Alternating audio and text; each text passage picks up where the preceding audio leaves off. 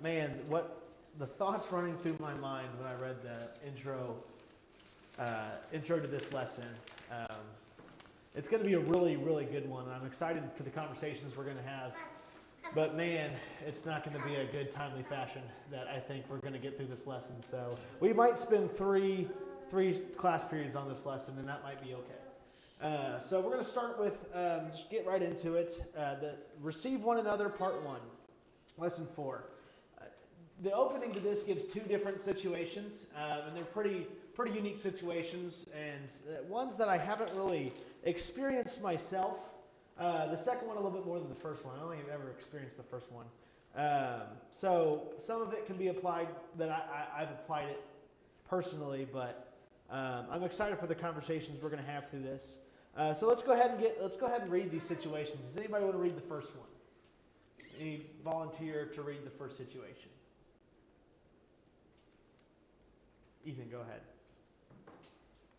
Situation 1. A man wrote the church an email. Hey, I'm John, looking for a gay-friendly church where my boyfriend Chip and I may worship. Are you a gay-friendly church? I wrote back, John, if being a gay-friendly church means that we will share the gospel with you and help you overcome sinful practices, then the answer is yes. Since you have defined yourself as a homosexual, that would be one of the first things we can discuss. God offers forgiveness for you in Jesus Christ, just like he did the Corinthians.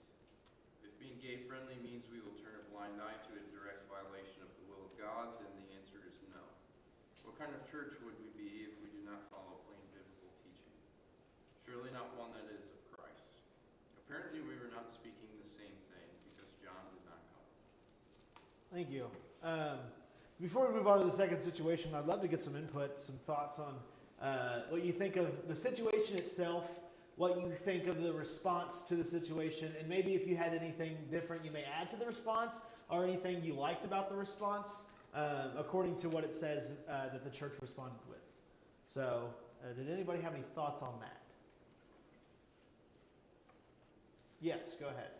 I think it's important to realize that whenever he starts it out, he says yes, like even though you are practicing homosexuality, you are openly saying you're gay, yes, we will accept and love you, but the first thing we're going to address is that sin that you're living in. But instead of saying, no, we don't accept people who are gay, we have to remember that we are accepting them, we're just hoping to work with them and share with them.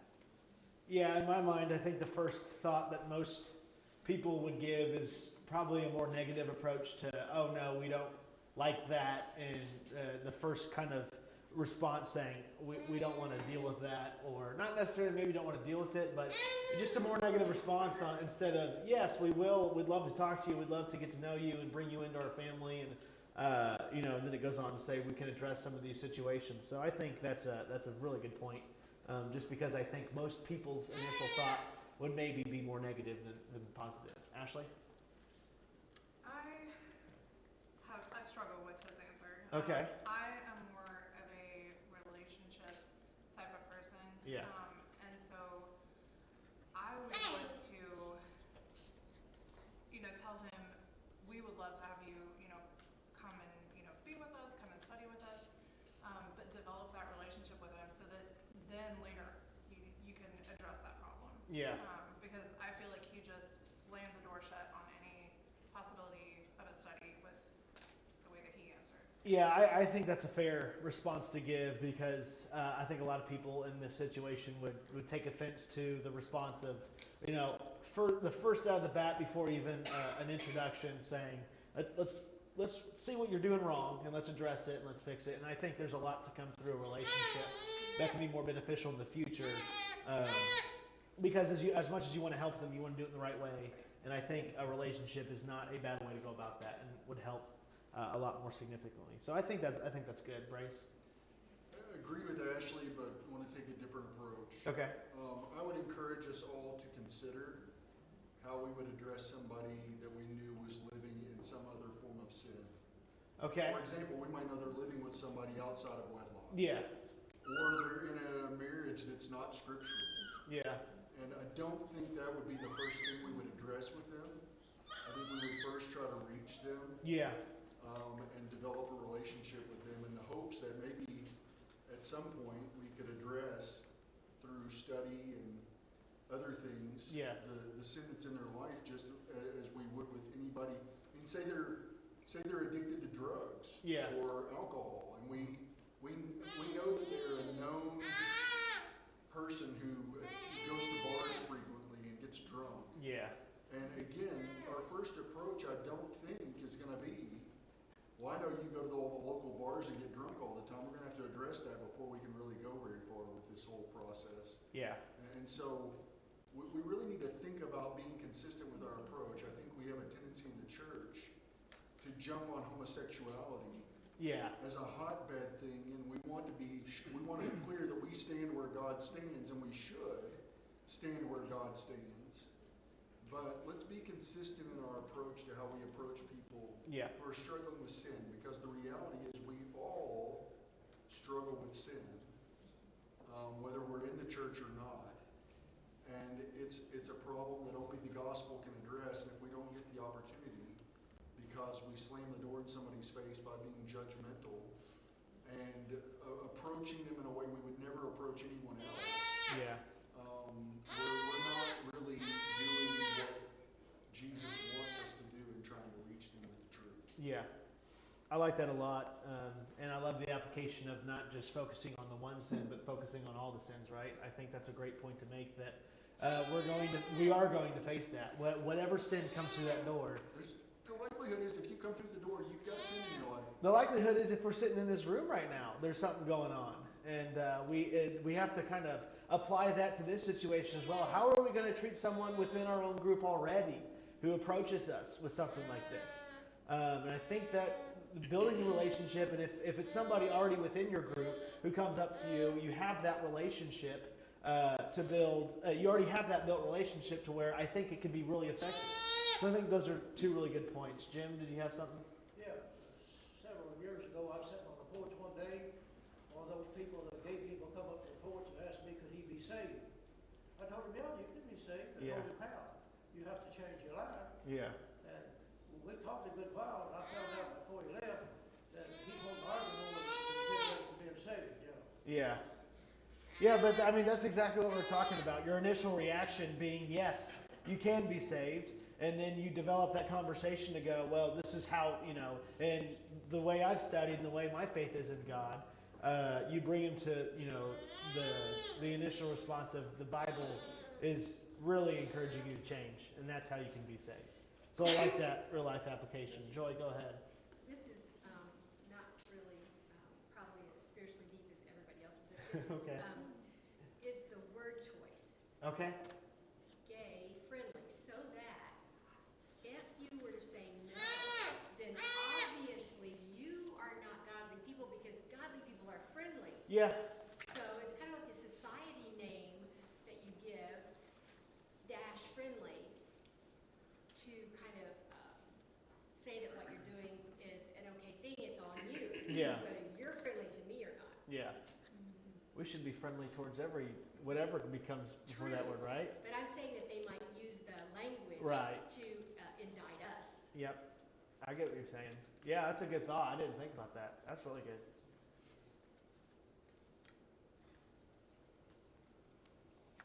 I think those are all really good things to think about, especially within the response of this scenario.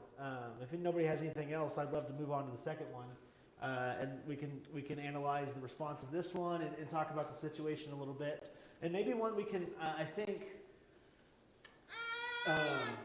relate to a little bit more, but also we can at the end after we read it, we'll compare and contrast the two situations, and I'm eager to see some thoughts on that. But do I have a volunteer to read situation 2?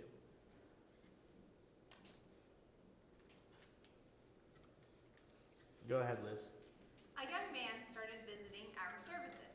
He was obviously from a different background. He had tattoos, wore baggy clothes, and a baseball cap to services. One of the members asked me, "Is anyone going to say something to him about that hat?" I said, "I guess that hat bothers you.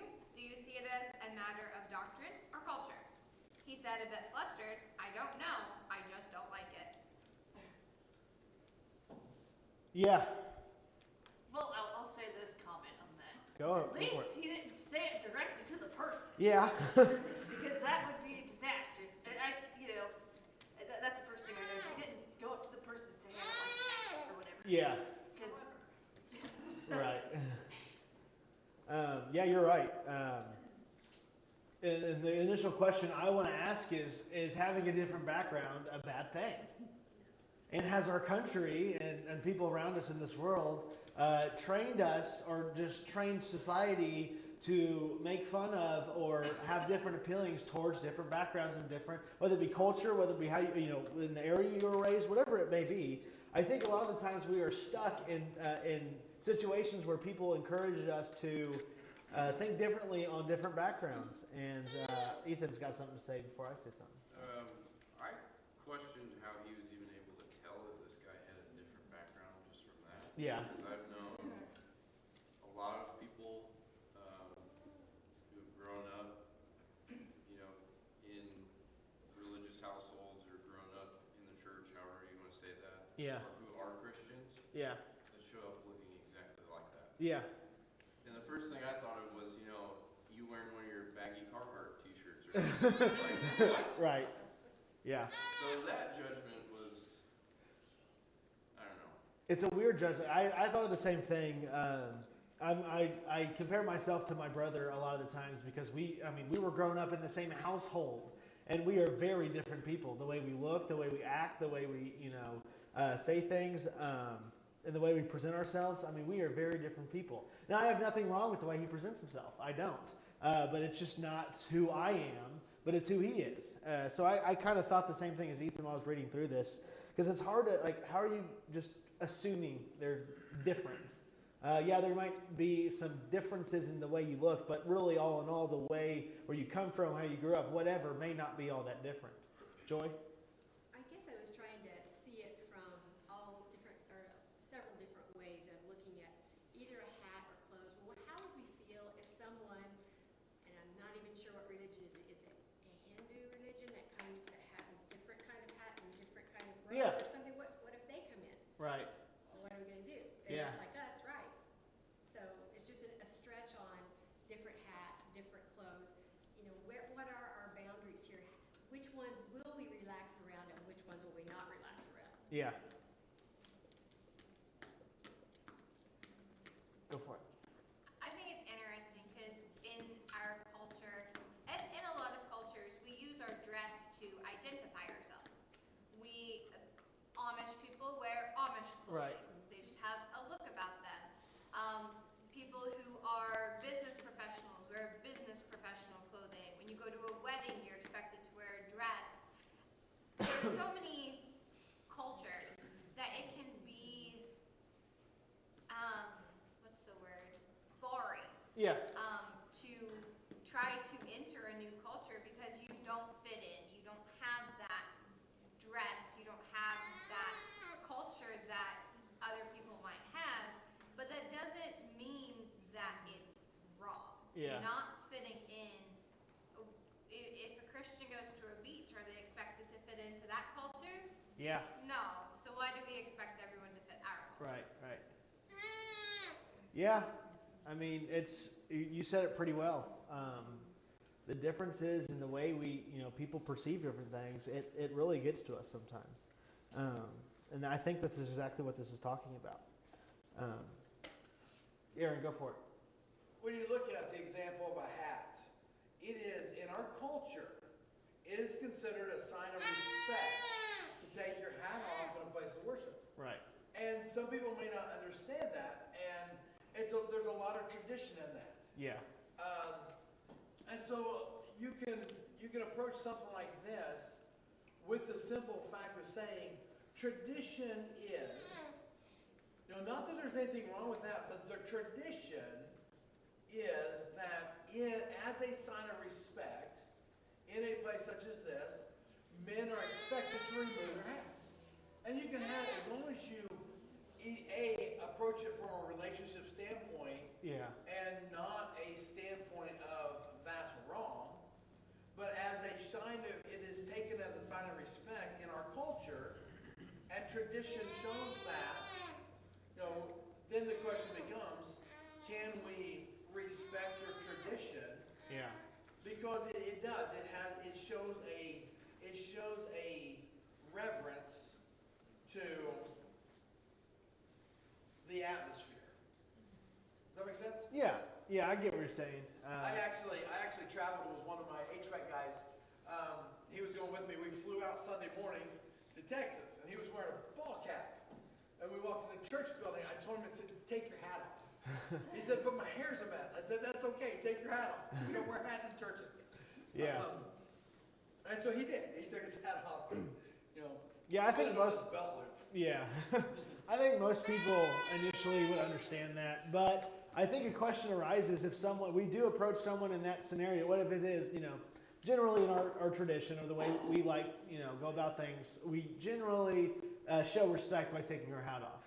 And what is our response going to be when they don't align with that? And they say, you know what, I think for right now I'd like to be the way I am. So not to put you on the spot or anything, but do you have any thoughts on what kind of reaction would we have to that? At that point, I don't think I would. It's not something that you would want to quarrel over. Yeah. Fantastic. Yeah. It's something that's not worth causing distress And I almost think a first-time visitor, that wouldn't be the first thing that you approach. Right, no. You wouldn't go, somebody walks in the door and they have a ball cap on that's just a plain, simple, non-offensive ball cap. Yeah. That I don't think we should approach them and say, hey, tradition says take your hat off. Yeah, right. I think it goes back to what Ashley was saying, right? Especially in this situation, when they come in, our goal is to get to know them now. That's what that should be our goal. We have a visitor in our midst. They're here for a reason. Let's figure out what they're looking for and how we can make a relationship with them and see how we can develop that relationship and then get kind of some more nitty-gritty stuff. But we're getting really close to the point of this. Do you have something else? But if you show up with your hat on backwards, yeah, I will say take your hat off. Hey, I would expect nothing more. Or knock it off. Or not, yeah, you might just knock it off. Yes, Joy. So that made me think of something else with what he was just saying was, in the priority list, what are we gonna talk with them about, their hat or their soul? Right. What's more important? Right. The way they look at the moment or what the whole future is at stake? I think that's right. So,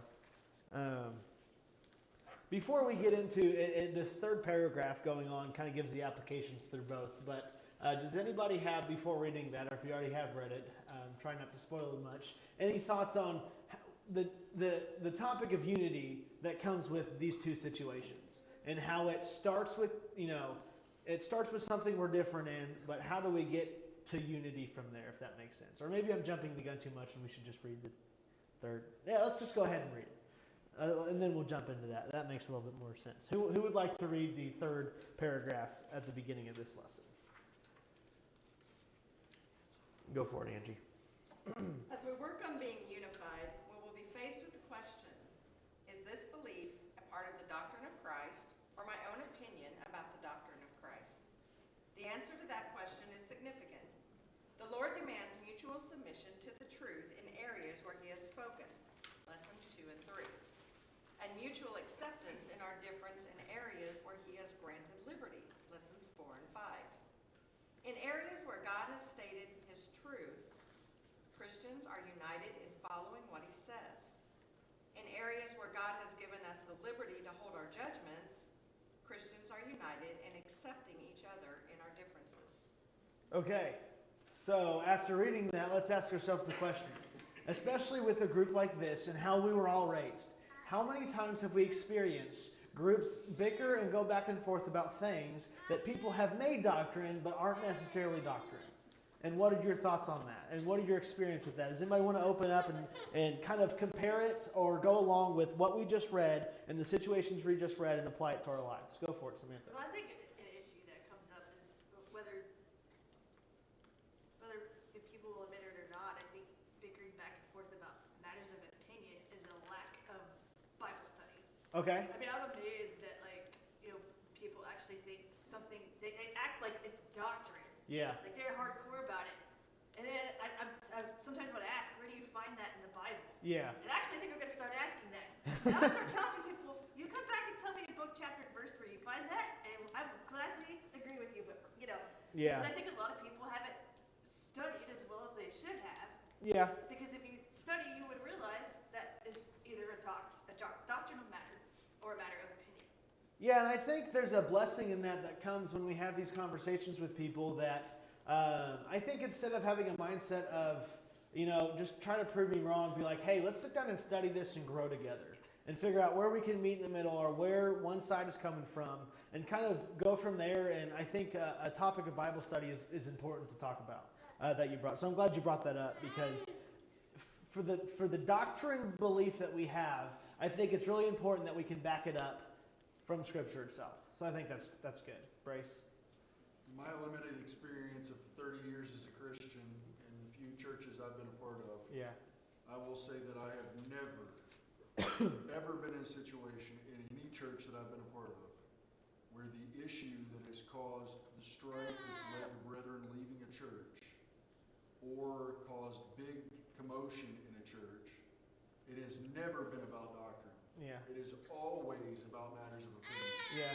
It's always regarding things that are absolutely foolish for us to argue about Yeah. and make matters of dividing over and even just getting upset about. I mean, it's fine to feel the way you feel about things. Yeah. But in the end, if it's just a matter of tradition or what I like or what I think or what I want, Yeah.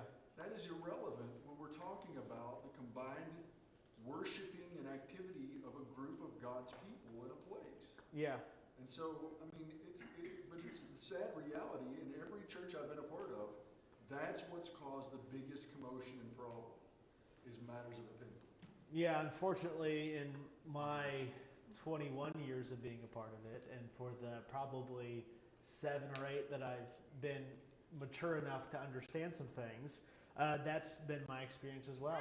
And it's really sad to see because I think the reality is, correct me if I'm wrong, I think most doctrine is pretty simple, as complicated as it is, just to name some things off the bat. Baptism, the death of Jesus, those things are doctrine, right? And we understand those things, and to us it should come pretty simple from how much we've talked about it. But whether you have 2 or 3 songs in front of the lesson, or whether, any little thing like that, or whatever it may be, I won't get into a bunch of situations. But how many times is that the case rather than stuff that's actually going to affect our soul? Samantha? Well, and kind of going off what Brace said, I think he kind of hit the nail on the head. It's what I want, what I think, and all this stuff. They're basically making it about you. Yeah. You don't care about everybody else and what they, what's the best for the whole entire group. It's all about you and what you want. And that's actually very selfish and self-centered, and we're not supposed to be like that. Yeah, and we're talking about unity and the importance of unity. And can you have unity with a bunch of selfish people? Really, is that something that we can achieve with a group full of selfish people? Is it possible to achieve unity? I'd say no, until you change from selfish people into united. Yeah, selfless. Thank you. That's a great word.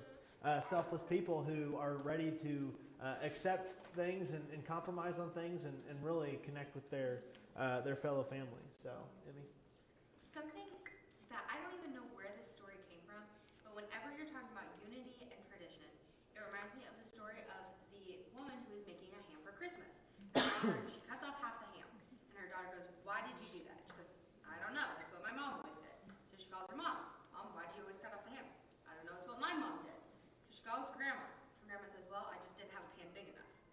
And so often traditions just go down the line, and then all of a sudden we think they're doctrine. And I think also going along with the second story is the person, whenever person A said, "Well, I don't like that he's wearing a hat." Okay, is this doctrinal or opinion? And he goes, "Well, I don't know. I just don't like it." I think something that's also helpful to remember when we're talking about unity is sometimes you don't realize you're cutting off half the ham for no reason. Yeah. You think what you're doing is good, and until someone questions it, you don't realize. Yeah. And so coming at it in a sense of, hey, let's talk about this because I'm not sure, let's study this together because we can both learn, rather than being like, you're doing this as a tradition and you know it. Yeah, I think that's a lot of the situations I can go back to, and I'm like, when I've questioned things in my life and people are like, that's just how it is. We have to do it that way. It's just how it is. No background evidence, no nothing. And my little self, I believe it because everybody else is doing it. And everybody else is saying the same thing. And just because everybody else is saying the same thing doesn't mean it's true. Right? Brace? I'm going to use a concrete example. Glad she's not up here. Maddie wears shoes I don't like. Yeah. Guess what? I'm her parent. I can say you can't wear those. Right. But guess who's not wearing those shoes? I'm not wearing those shoes. Yeah. She didn't ask me to wear those shoes. She didn't even ask if I liked those shoes. Yeah. If she had asked me and I had told her, she might have felt differently about them. I doubt it. But she might have. But she didn't ask. She likes the shoes she likes. And they're her feet. Yeah. And they cover her feet. Yeah. And they protect them from the elements. And there's nothing wrong with them, right? She should be free to express her personality in the shoes that she wears. Yeah. And so I don't have to like what somebody wears into services. Yeah. Because it's not what I would wear. Guess what? You don't have to wear it. Yeah.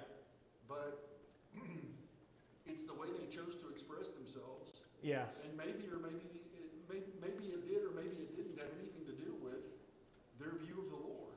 Right. And when we make their clothing or their choice of what they put on their skin a matter of, well, that's not very respectful to God, as though somehow it reflects their attitude toward God, we are attributing to them things that are in our own head that may or may not be realities. And so I'm not wearing it.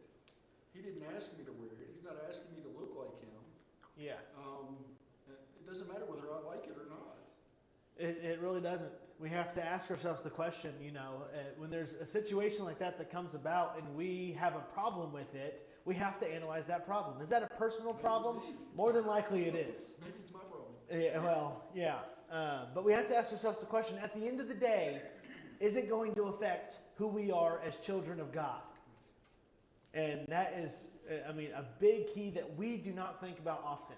Because when we ask ourselves that question, no matter how much we have a personal issue with it that's not doctrine, there's your answer, right? So, and going back to kind of what I said earlier, I think the issue has come up that people actually think that it's doctrine when it's not. So Yeah. they can't tell you where it is, They've but just they legitimately think that's what it is, and it's not. Yeah, a lot of people have just also convinced themselves just because, like Emmy said, that story for years and years, that's how it's been. So for years and years, they thought that's how we have to do it, and there's no changing that. So, Brace, appreciated that example.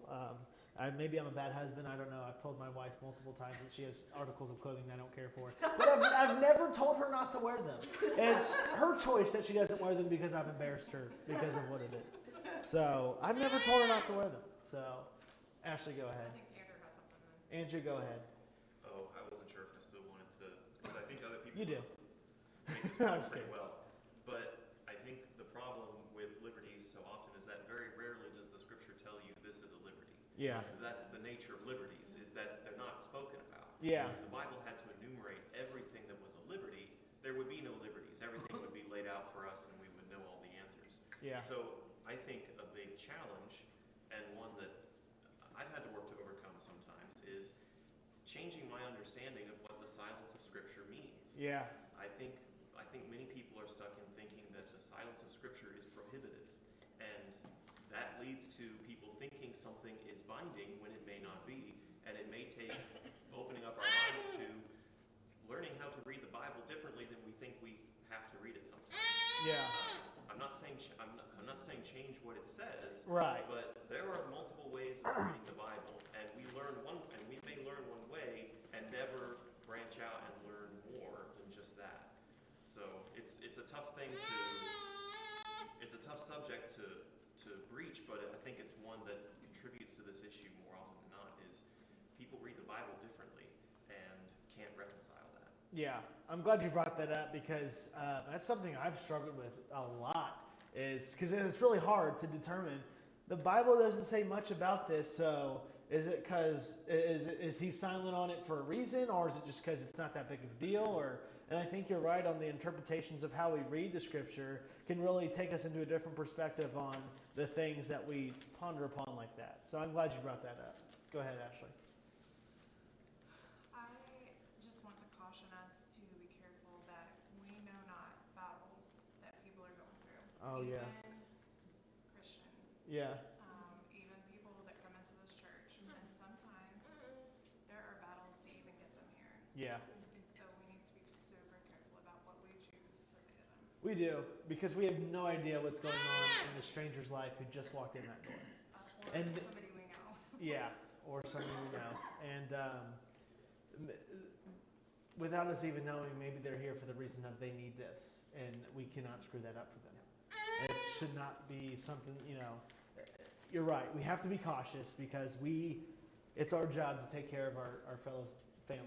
And it's a really important thing that I think we've overlooked on how important it is to not overlook, but comfort and maybe comfort's a good word, I think. Mom said to prioritize. Yeah. Like, guess what? They're here. Yeah, they're here and they need you. That's probably why they're here. And don't everybody look at Maddie's shoes. She's wearing black Converse, and they were not the ones I'm talking about. Okay. As an example. Nobody heard that. Don't judge Mary's shoes, okay? Samantha. Kind of going off what Ashley said, something I try and keep in mind, and just when approaching people in general, I may be getting a bit off topic, but number one is to just slow down and think, because you might realize you're, like I said, going back to the hat example, you're making a big deal out of nothing, and there may be some kind of personal reason that has to do with you as to why you're upset over it. But also going back to what she said about being careful what you say to people, I think that goes back to how you want someone to approach you. Yeah. When you're dealing with the situation. And I'm not talking like if you're doing something wrong, oh well, just stick the word. I'm not saying that. I'm talking about how would you want somebody to approach you if you were doing something wrong, or even if it was a matter of opinion, even. Yeah. I don't care if someone approaches me about a matter of opinion. What I do care though is how. Yeah. They approach me about it. Yeah, I was just thinking, let's flip the switch here. Let's put ourselves in the person who's walking in that door, or even someone who's here that is going through something. Because I'll tell you now, there's things I've gone through in my life that very little people know about. And not that I'm not willing to share it, but if I was one coming through that door with all that burden behind me that you could see that was something different, I know how I would want to be approached. Because if I'm coming through that door, if I'm here and it takes a lot for me to be here, or it takes a lot for me to walk through that door for the first time, what I need most is for people to comfort me. And what I need most is for people to welcome me. And what I need most is for people to love me for who I am and to help me through the challenges that have brought me up to where I am. And I think Samantha's right. We need to understand, put ourselves in that shoes and think about, this might be weird, but think about those times where you were deep in sin, or times where you feel like there was no other side and light at the end of the tunnel. Put yourself in that situation and figure out how would you want to be approached and what did you need in that moment. Samantha? I also want to add too, just because this is something I have to remember a lot too, is that obviously no one's going to be 100% perfect in how they deal with the situation or approach a situation. And so I do think that we also need to remember that we haven't always approached things the way that we should have in being gracious towards somebody who might not approach us the right way. Yeah. Thanks for adding that. I think that's really good. I think that goes into... Are you laughing at that? I'm laughing because I'm raising my hand again. Go for it. So, just so we don't get the feeling that we're all touchy-feely and emotional tonight. Yeah. Jesus in John 4 could have approached the woman at the well by saying, I would like to ask you for a drink of water, but first you have to address your marital situation. Right. And he didn't. He knew it. Yeah. But that's not how he approached her. Yeah. He approached her from a position of compassion. Yeah. And led her to the point where she acknowledged her own situation.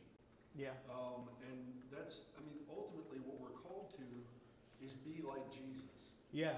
And share the truth with them because only he can save them. Yeah. And everybody on this planet is plagued with the problem of sin. And our role is to point the way to the gospel. Yeah. For them. To help them see that. And the good and honest heart who reads what the truth says will understand the sin that they need to repent of and will be willing to take the steps to obey the Lord. Yeah. To have what he offers. But it is not my job to point out all of their faults right off the bat. Yeah. In order to claim that I just want to show them the truth. I mean, like I said, Jesus didn't do that with the woman at the well. Yeah. It's just a different approach. It is, and I've tried to stress a lot recently how important it is that we have the example of Christ to live by, because that's the most perfect example, and that's as well as the only example of life that we need to live by.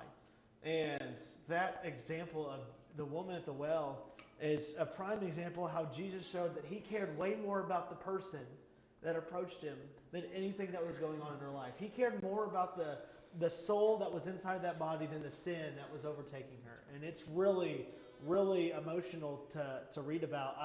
I saw that scene played out in the Chosen series. And I've only watched a little bit of that series, but that's the one scene that stood out because never in my life, I'm not great at reading and remembering what I read. So when I saw that scene acted out, it put it into perspective, the humility, the compassion, and the person that Jesus was, to take a sinner like her and what she needed at the moment and go through that situation. It was life-changing. And if you haven't seen it, I would recommend giving it a look because it's really, really impactful in a lot of different ways. And Andrew? And the counter to a statement like Grace made is, well, Jesus could do that because he was God. And he knew everything about it. Right. And the counter to that is, then you need to learn about the person. You can't employ the powers of Jesus to read their mind, so ask them what's on their mind and learn about what's on their mind before you teach. Yeah. Jesus taught perfectly because he already knew the person when he tried to teach them. Yeah. We have the tools to learn about a person before we try to teach them. Yeah. It's called communicating and right. asking questions. Yeah. We can't just give up on our faith, and we just can't give up at being children of God because we're not going to be perfect like Jesus was. And maybe to clarify one thing, I'm not saying that there's no benefit to teaching in a broad sense that may not be directed at the person. But if Jesus taught perfectly, it was always targeted at the person, and so to teach in the best way for each person, if we're going to treat them as an individual, it takes learning about them. Yeah. Did you know that I believe that Jesus struggled on this earth? And that he, even though he was perfect, it was not an easy task for him. And that always puts it in perspective of me that Jesus was as much human as I have ever been. Right? God himself was as much human as we all have been. And it was not an easy task for him to be perfect. Right? No, we're not going to be perfect. And no, we're never going to be on the same level as Jesus. But we have to understand, he did it so we can strive everything in our power to do it because he struggled with everything we struggled with. He was tempted just as we're tempted, and he lived this hard life just as we are living. Go ahead, Jim. Yeah, he was kind and compassionate. He's encouraging the people. He's perfect in every way. And if he was a fool, he'd tell you he's one. If he's a hypocrite, he'd call you one. Yeah. And he had the balance, and we need that balance, to tell the good, the bad, and the ugly. Yeah. And then we've done our duty. Yeah, I'm glad you brought that up because we don't want to take away from the fact that there are things to address, but there's a way to address it, right? And there's a way to go about the order of how we approach, and that's exactly what we're talking about tonight. And with the basis of unity, before we end, let's kind of bring it back to unity. I really want to emphasize, no matter who is a part of this group or no matter who comes in the door or what anybody is struggling with, we have to understand that all the differences that make up the people of God are supposed to be unified. Right? And it's okay that we're different.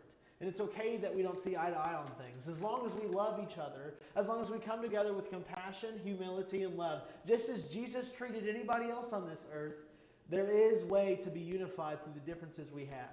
And I understand how difficult that is. And I understand that through the years, people have been uncomfortable with different things. And for example, the second situation we read about having someone come in tattoos and a ball cap, and I feel like years ago, everybody in the church would have come together and said something once that guy left. Did you see that guy? He had tattoos all up his arm. That's not the way to treat people. But the thing is, no matter how uncomfortable we are with someone's lifestyle, we have to be just as much in love with who they are as people, just as much as Jesus loved us, that he died for us. There's unity between differences. I really believe that. And I think that's something we all have to strive to get better at.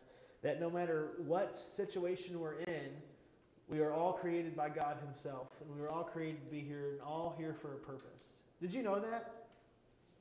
Did you know that you're not here for a random reason? Do you know that God just didn't put a generator together and it spit out people that he didn't even put thought and effort to? It's insane how powerful our God is, that he handcrafted each and every one of us. You know how many people are on this earth? And you know how many people have lived on this earth through the history of time? God chose each and every one of those people. I was in downtown Indy last night having dinner with my parents, and when you're in a downtown situation like that, you see a lot of different people. You see a lot of different lifestyles that I for sure was uncomfortable with some of the way that, people lived. But then I stopped and think, I was like, God made that person too. He made them just as much as he made me. And that one day, I hope that we can all be unified in the fact that Jesus came to earth and God made us in the way he made Jesus. No matter what we came from or how we live, it's just up to us on how we treat one another and how we put it to ourselves and the kind of people we're going to be as his children. Ethan? I think what you're talking about is, are we looking at people just how they appear, or are we looking at them as a soul? Yeah. Which is really what they are. Yeah. And that, I mean, if you've never tried that as an exercise, that changes how you view people. Even if they're just walking around the store and you try to, acknowledge the fact that every one of those people is a living soul that Jesus died for, changes the game. Yeah. When we're younger, especially if you're guys, I think more than girls, but I think it happens a lot with girls too. When you're dating and you're talking about the features of people, and I think this is a good example to kind of end with, because when I think of my wife and when as beautiful as she is, and I know how beautiful she is on the outside, I wasn't sold on her to spend the rest of my life with because of how beautiful she was on the outside. It was the inside that sold me on her, that I realized why I want to spend the rest of my life with her. And that's how we need to be with everyone, right? We need to analyze who they are on the inside, and if there's something wrong, let's address that after we make a relationship with them, and after we show this person how much they mean to us and how much I care for their soul. Because once again, I don't want to be the only person sitting in heaven. Not that I'm going to be, but the way I want to make sense of that is we all need to strive to get there together. And that's the purpose of it, and that's why it's there. We all strive to get there together. So... You may have your special room in heaven. Yeah, maybe. Last thought. Well, and when you think of people in that way, it changes your disposition towards them. Yeah, it does. And so you become more friendly to them instead of standoffish. Yeah. And that creates in them a reason to want to know why you're different. Yeah. So we got to remember that. Yeah, and that's how trust is built. That's how relationships are built. And I think we all been there in our life where we saw somebody, and their first reaction to them was, "Ooh, that's different." And then you got to know them, and they're one of the most beautiful people you've ever met. And I think that's what we're talking about here. So that's all really good stuff. I was really excited for that conversation. I knew we wouldn't get far, but at the end of the day, I think we did get pretty far and had some great conversations. We'll try our best to finish lesson 4 on Sunday. We'll start with the divine imperative of this section and see how far we can get. And if we don't finish, I think we can finish up a little bit next Wednesday. So if nothing else, thank you guys.